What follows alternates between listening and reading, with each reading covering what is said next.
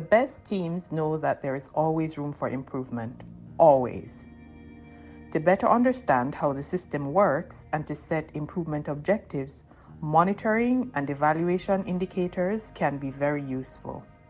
Monitoring specifically helps us to gauge whether the system is working to fulfill the objectives that we have set.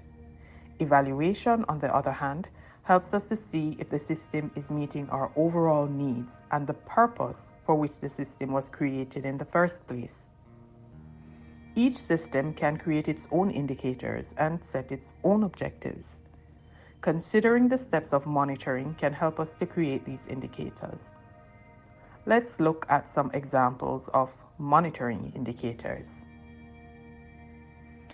Since the first step in surveillance is to identify cases considering a case definition, if we wish to know whether or not this task is correctly being done, we can then calculate the percentage of hospitalized SARI cases that were actually captured by the surveillance system. The second step in this surveillance process is to take a sample. We could then check to see the percentage of cases from which a sample was collected, and further, we could check to see the percentage of cases from which a sample was collected where the sample was a good quality one.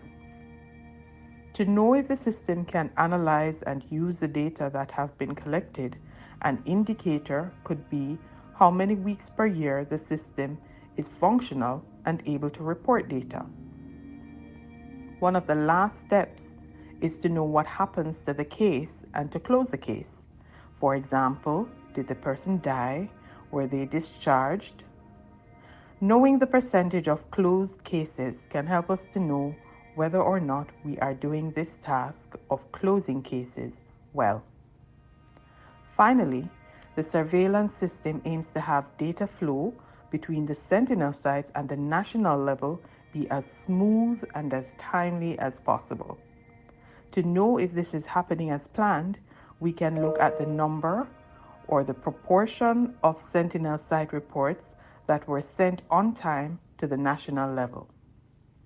You can find these indicators and how to calculate them in Annex 7 of the document produced by PAHO that is called the Operational Guidelines for Sentinel Severe Acute Respiratory Infection, SARI Surveillance 2014. In this video, we have reviewed why monitoring is important and some examples of monitoring indicators that can be used for sentinel respiratory surveillance.